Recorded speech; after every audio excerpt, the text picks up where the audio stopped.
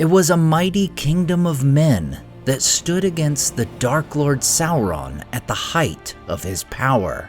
While it is established by one of the most famous of Númenórean rulers, this great kingdom would not last. Divided by strife, it would be consumed by war and ruin before finding new life in a new age. Today on Nerd of the Rings, we cover the history of Arnor. As we've covered in previous videos, the Dark Lord Sauron orchestrated the downfall of the great kingdom of Númenor in 3319 of the Second Age. While most of the inhabitants of that realm would perish, several ships worth of faithful Númenóreans would escape, led by the Lord Elendil and his two sons, Aldarion and Isildur. They would take separate paths to Middle-earth, with Anarion and Isildur arriving in the south, and Elendil arriving at the Gulf of Lune. There he would meet and befriend Gil-galad, and would resolve to establish a realm in the north near his elven friends.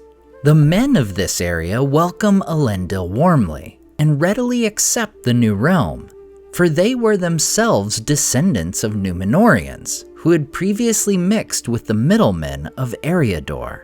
And so the realm of Arnor would be founded in 3320. The elves of Lindon would aid the Dunedain and their young kingdom, with Gil-galad building 3 white towers set upon the hills on the southern border of his elven lands. And it was here that Elendil would place a palantir, one of the 7 seeing stones which were saved from the drowning of Númenor. Arnor would grow in tandem with the kingdom of Gondor, founded by Elendil's sons. The two kingdoms would become known as the Realms in Exile, and Elendil would be named the High King, ruling over both Arnor and Gondor. Elendil would establish his capital in the northern city of Annuminas, built on the shores of Lake Nanuiel. They would also establish the great stronghold of Fornost in the North Downs. Beyond these 2 major cities, the inhabitants of Arnor would live in the hills of Rhudaur and around the River Lune and the River Baranduin, later known as the Brandywine. We don't know much about these settlements except for one. On the southernmost point of the Weather Hills, the Dunedain built the great watchtower of Amon Sul. This mighty tower featured a great view of the surrounding lands, and would be the site of many important events to come. Not much else is known of the early days of Arnor. While it grew in population and lands, it never became as powerful or prosperous as Gondor. And while the Dunedain in exile would find a new home in Middle-earth, it would quickly come under threat. For in the same year of Arnor's founding, Sauron's spirit, fleeing from the drowning of Númenor, would return to Middle-earth, and he would re-establish himself in his old stronghold in Mordor. No longer able to take a fair shape, Sauron would rule through terror and force, as he slowly builds up his strength. He would be enraged to learn that those among his hated Númenórean enemies had survived the downfall, and that Elendil and his sons had established their great realms so close to his own. Therefore, in 3429, he would launch a preemptive strike upon Gondor. This leads Isildur to depart Minas Ithil to join his father in Arnor. He leaves Anarion to defend Osgiliath. Upon learning of the attack by Sauron, Elendil would swiftly send word to Gil-galad, and the 2 kingdoms would form the last alliance of elves and men. Gil-galad would meet Elendil at Amon Sul, where they would seal their alliance with an oath. And it was said that Elendil would invoke the name of Eru himself in the oath, a rare act traditionally reserved for the king of Númenor. In fact, this would not be done again for thousands of years, not until the Oath of Kirion in 2510 of the Third Age. The mighty host would travel to Rivendell in 3431.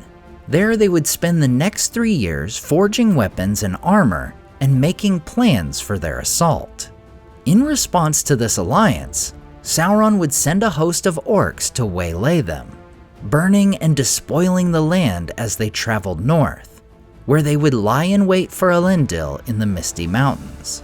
Finally, in 3434, the last alliance would depart Rivendell.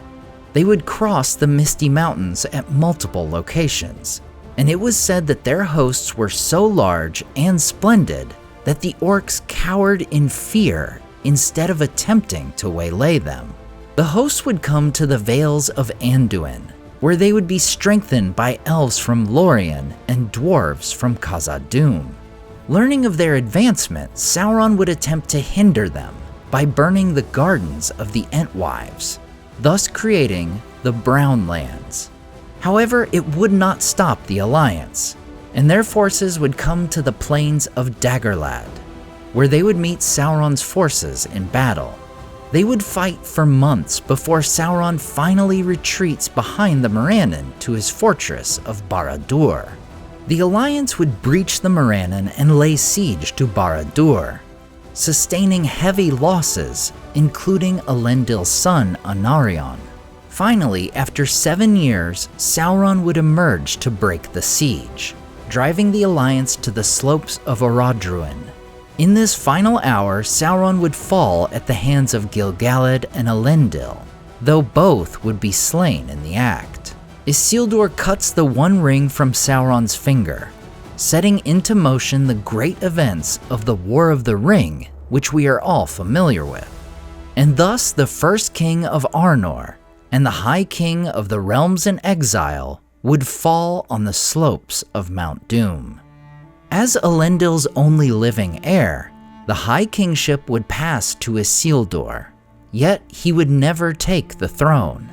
For in the second year of the Third Age, Isildur is slain in the disaster of the Gladden Fields, as he was traveling north to Rivendell before going on to Arnor. With his oldest 3 sons slain in the disaster of the Gladden Fields, the kingship would pass to Isildur's 4th and youngest son, Valandil, who had remained in Rivendell due to his young age, though at this time he would not claim the high kingship of both kingdoms, for the realms of Arnor and Gondor are now split. For centuries, the kings of Arnor would claim the title of High King, though it was in name only. In turn, the kings of Gondor would not claim any right to the kingship of Arnor. While still connected by a bond of kinship and alliance, the divide between the two kingdoms would grow. Gondor would flourish, while Arnor would diminish. For the men of Arnor suffered many casualties in the War of the Last Alliance, leading to widespread depopulation throughout the realm. And Arnor would never truly recover from this. Looking ahead to the year 861 of the Third Age, the capital of Arnor would move from Annuminas to Fornost. No longer a site of great importance, Annúminas would eventually become abandoned. That same year, the 10th king, Earendur, would die, and the kingship would pass to his 3 sons, all of whom fought for the throne, leading to the splitting of Arnor.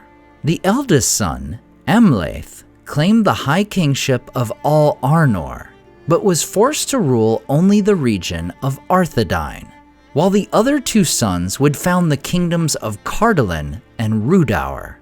These kingdoms would often be at strife with one another, and chief among their bickering was control over the Weather Hills, and more importantly, the palantir at Amon Sul. This would be the second of 3 palantiri kept in Arnor, with the third residing in Annúminas. For centuries, the 3 kingdoms fought for control over Arnor, with little to no ground being gained. But around 1300 of the Third Age, a new threat would rise to threaten the kingdoms of the Dunedain, for a dark force would bring about the realm of Angmar, revealed to be none other than the chief of Sauron's ringwraiths, the Witch King, and he would begin to attack both Cardolan and Rhudaur. At this time, the line of Isildur had failed in the two kingdoms, and in Rhudaur specifically, the Dunedain were scarce. This led a lord of the Hillmen to seize control of Rhudaur and begin supporting Angmar against the other two kingdoms. At this time, the seventh king of Arthedain, Argaleb I, refounded the kingdom of Arnor and placed Cardolan under its protection. While Argaleb tried to extend this arrangement to Rhudaur, Rhudaur resisted. In response to this aggressive stance, Argaleb fully asserted control over Cardolan and established a fortified defense along the Weather Hills. But in 1356, Rhudaur would join Angmar in attacking the kingdom, killing Argaleb. The king's son, Arvaleg I, with the help of Cardolan and the elves of Lindon, would attack and drive the enemy back. For over 50 years, Arvaleg would hold the line against Angmar, beating back many such attacks. However, it would not last, for in 1409, the Witch King and his forces would successfully cross the Horwell and capture Weathertop. In this battle, Arvaleg would fall, as would the last prince of Cardolan. This prince would be one of many interred in the Barrow Downs, and it is likely his mound was the very same that Frodo and his companions would be trapped in 3018. After their rescue by Tom Bombadil, Merry would recount, "What in the name of wonder?" began Merry, feeling the golden circlet that had slipped over one eye. Then he stopped, and a shadow came over his face, and he closed his eyes. "Of course, I remember," he said. "The men of Carn Dûm came on us at night, and we were worsted. Ah, the spear in my heart." He clutched at his breast. "No, no," he said, opening his eyes. "What am I saying? I have been dreaming." And it is theorized in Hammond and Skull's Reader's Companion that this may have been a memory of the final moments of this prince's life. Despite the fall of Amon Sul, its palantir would be saved and taken to Fornost. With the tower conquered, Angmar would have free reign over Cardolan, and they would ravage the lands. The remaining men of Cardolan would flee and dwell in the Barrow Downs or the Old Forest. With the population of Rhudaur loyal to Angmar, and the population of Cardolan scattered and beaten, the remaining Dunedain in Arthedain would not have the strength to fight back against the power of the Witch King. In the midst of this darkness, Arnor would gain a surprising new population. In 1601, hobbits living in Bree would obtain permission from the king to cross the river Branduin and settle in the lands that would come to be known as the Shire. These fertile lands were once the hunting grounds of the kings of Arnor. They would swear allegiance to the king of Arnor and consider themselves subjects of this king. However, this was relatively nominal in nature, as the Shire and its inhabitants were mostly left alone. Further hardship would befall Arnor in 1635, when the Great Plague, likely created by Sauron, would ravage most of Middle-earth. It would eventually come to the lands of Arnor, hitting Cardolan particularly hard. The death was so profound that the shared garrison at Tharbad was permanently abandoned, and the last of the Dunedain in Cardolan would perish in the Barrow Downs.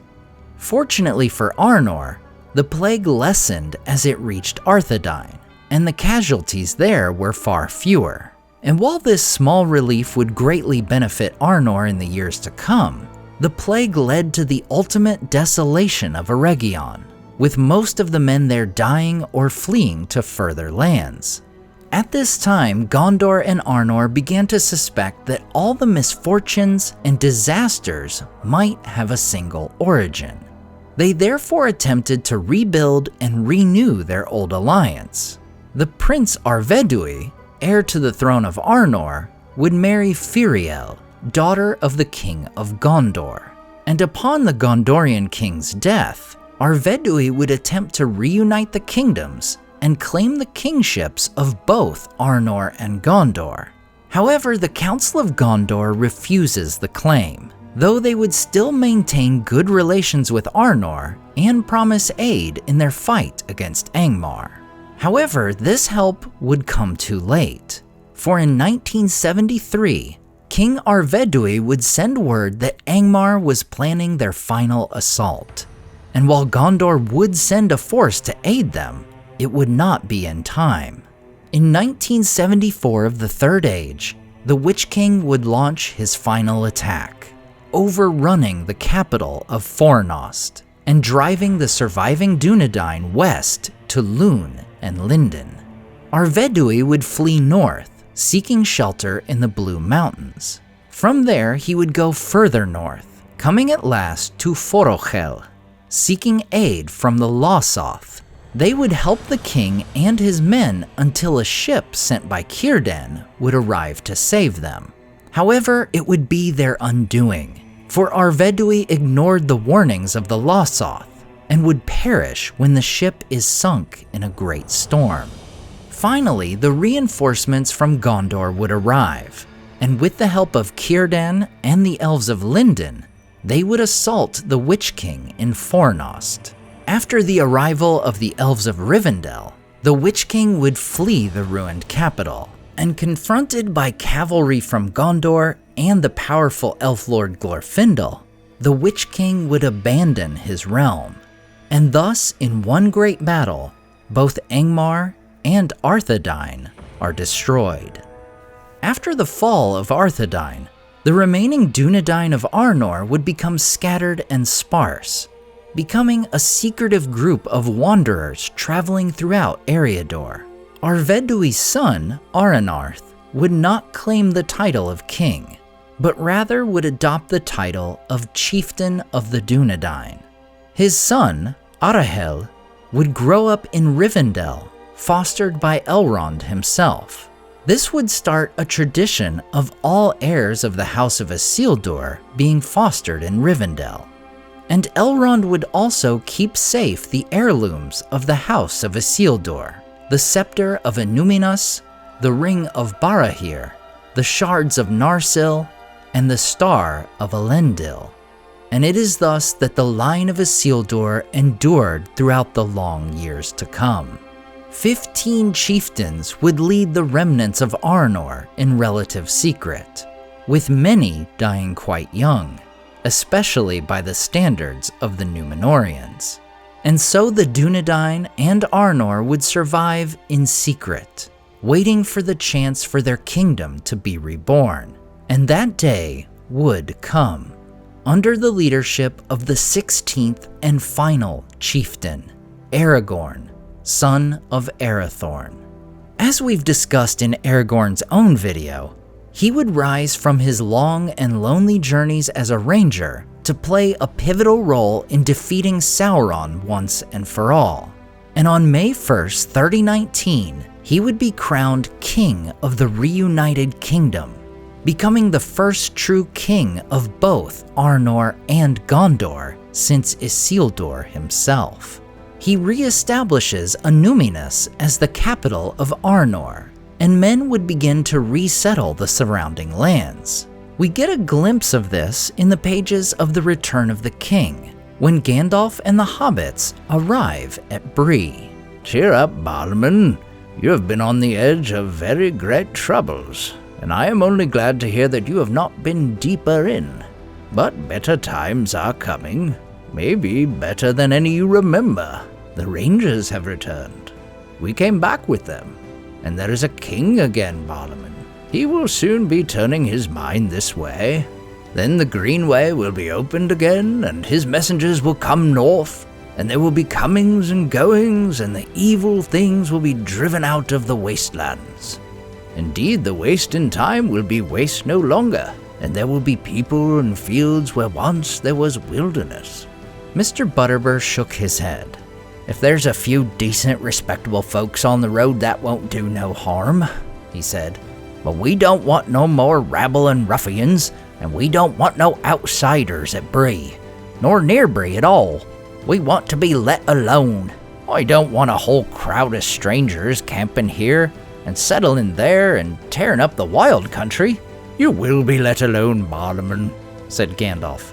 "There is room enough for realms between Eisen and Greyflood, or along the shorelands south of the Brandywine, without anyone living within many days' ride of Bree. And many folk used to dwell away north, 100 miles or more from here, and at the far end of the Greenway, on the North Downs or by Lake Evendim." Indeed, under the King Elisar, Arnor would flourish, even though it was actually now smaller than it was of old. For the king would proclaim that the Shire would be a protected and independent land within the reunited kingdom.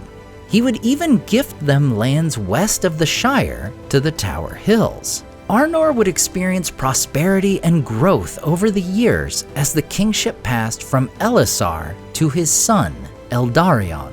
From a proud and noble kingdom founded by one of the greatest Númenóreans to ever live, to a splintered group of realms consumed by conflict, to a secretive collection of rangers keeping hope and memory alive, Arnor in all its forms would prove to stand the test of time, setting the stage for a bright future in the Fourth Age and beyond. As always, I want to say a huge thank you to all my Patreon and YouTube supporters who make this channel possible. CCDC Red Team, Evil Chameleon, Tom DeBombadil 19, Lissamy the Cinda, Rabbi Rob Thomas, Charles Leisure, Joe Tepper, The Mighty Mim, Andrew Carlisle, Swirled Traveler, Matthew Jeffrey, Viking Lord, Alvin Einbert, Jeremy Daniel Derby, Madame Director, Freya Firestar, Chris and Meg Q, Leo Vittori, Sky Carcass, Slide Belts, Dane Ragnarsson, Berto Berg, Graham Derricott, The Dark-Haired One, Wyland, Kiara Berlin, Z and N, Evely, Kia, Micah Wu, and Debbie. If you enjoyed the artwork in this video, check out the artists in the description to purchase prints of their great work for yourself. Thanks so much for watching, and we'll see you next time on Nerd of the Rings.